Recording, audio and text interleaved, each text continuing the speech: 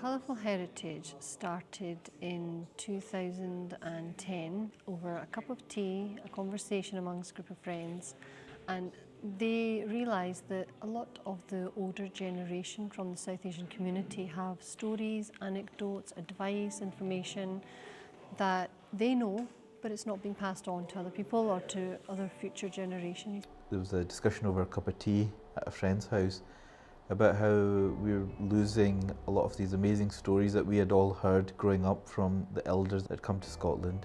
We were discussing about how every day we're getting text messages or we're getting emails that someone's passed away, and it really occurred to us that there was no one there really capturing those stories. When I looked at history, heritage and identity, increasingly made me realise that this is such a core and central topic that I thought, actually, this is a project that's different, needs to be done because no one's done it, and will have long-term, real long-term repercussions. So it's a collection of oral video histories with over 100 stories now recorded and available online, and we're still recording and still editing. I would describe it as a legacy, almost like a time capsule. Some of the early stories of the migrants that came over from South Asia, they had some very inspirational stories to tell. And because of what they did in those early days, we have the benefits of being a part of the community, and this is what they did. They set the foundations. You knew you belonged here. This is the only place I knew as my home. Videos was key to me. I just felt with the boom in YouTube occurring, and of course it has advantages in the way you can capture emotions and feelings in a way that you can't as easily capture on print alone. To be honest, it was a bit of a no-brainer. In this day and age, it didn't make any sense for us not to do it on video. Said, it's only ignorance which breeds prejudice or hatred. Once you get to know a thing, you might start loving it.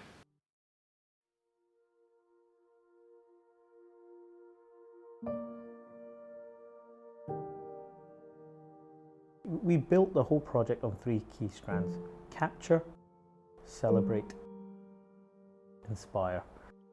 So this was heritage that you have to engage with, heritage that has to matter, heritage that leads to addressing contemporary social issues, and therefore the engagement of young people was critical, absolutely critical. With technology nowadays, if we record their stories on videos, we have them forever for their grandchildren, and their grandchildren after that. They'll know who their great-grandfather was and the sacrifices that he made to come to this country, and that I think is very important. Initially what we started doing was just the video histories, but what I see it evolving into now is a much bigger organisation with a much bigger, broader outlook, many more work streams. We are involved in the Glaswegian Asians exhibition, which is something that the community can take, go along, have a look, contribute towards as well, loan their items so other people can see. I think people in Scotland have realised that there is a South Asian community, quite a large South Asian community, but they don't realise the impact that the community has had. So I think our work has really brought it to the forefront to showcase the specific cases of people that have participated in, whether it's entrepreneurship, whether it's politics, education. It feels really personal to me because it's really relevant. Even outside the exhibition, there's a photo of my granddad and my great-granddad a really long time ago when my granddad was just a small boy. And so for me to see that, it's really important. I didn't know we even had a museum available. Oh, you can go to there and take your grandchildren. So it's an outing as well for people to just get to know not just a history but a day's outing as well, which I think is good for the community.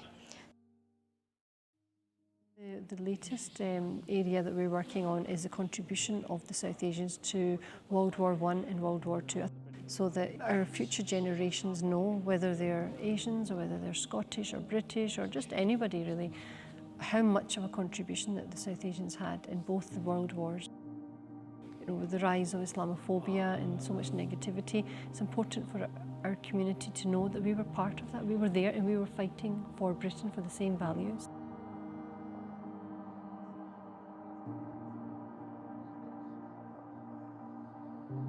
We are on a coach heading up to Canusie Cemetery to be exact, which is near Aviemore. We are doing an inaugural Remembrance Service together with the British Armed Forces to commemorate the contribution of the British Indian Army during the Great Wars. This is the first time a formal Remembrance Service is happening for them, which is why it's so exciting.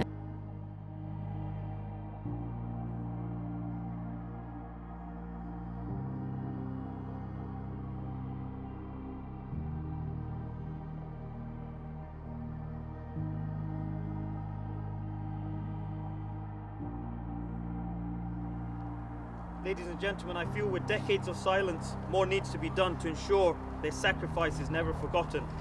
This is imperative, not just for Scottish Asians and the BME communities, but also for the native Scots also.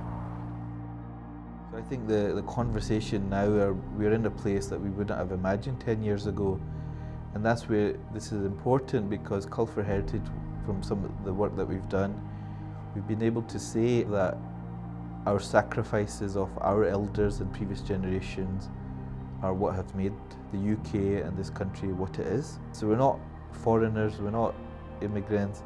You can't forget the history of colonialism, you can't forget the history of the contribution of the Muslim and South Asian soldiers in the First and Second World War. The fact that some of them are buried on Scottish soil, you can't forget this. We could not have forecasted this when we started. So if you take the contemporary issues, political issues around anti-migrant narrative, the rise of Islamophobia, how Brexit has catalysed some of these conversations, things like that is exactly the example where what can we learn from the past that can help address these challenges that we see today? Did they deal with their challenges then? What was the mindset they took? That's where it's absolutely pertinent to today, those lessons from the past.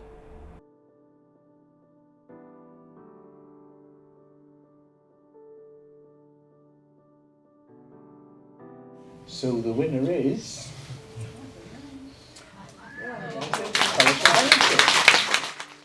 We had a fantastic morning today. We won, Colourful Heritage won an award by the Community Archives and Heritage Group for the fantastic work the team have been doing. With the particular winner of this, the judges were impressed by how this project had continued since 2010. Also that it had begun with what effectively was a conversation and a cup of tea among friends, and had grown into a massive online archive that was being accessed and used by many people. And approximately 10 years ago, I set up Colourful Heritage Project, which has now grown to become the UK's largest video archive of South Asian migrants.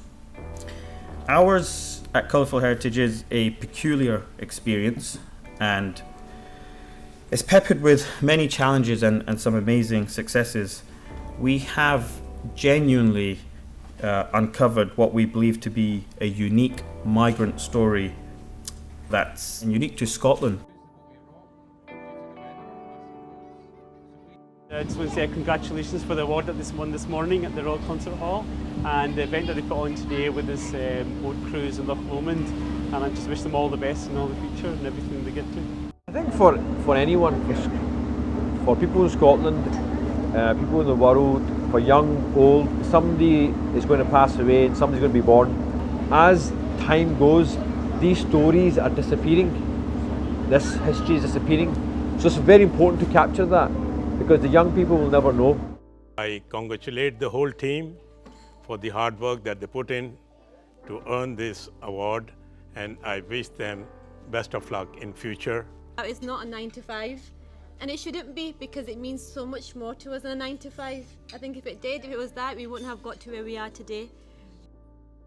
I'm very proud of the team. It is purely and entirely because of their effort and their vision and their time, and all this achievement that we have made in the last 10 years is all due to this focused team. There's a saying that, how do you know where you're going to go if you don't know where you've come from? So our history is very important, and we have to embrace it and we have to champion it. And for those people that question the contribution of migrants to the British way of life. All they've got to do is really look at the history and the work that Colourful Heritage does. Personally, I feel very proud to be Asian, and I feel very proud to be British. And what Colourful Heritage do is they bring that together. We may not have changed the course of history, but we have certainly gone a long way to document it and address the archival silence, our history told by our community. This, I have no doubt, will be a priceless asset for all of Glasgow, Scotland and the UK and the generations to come. Thank you very much. Thanks.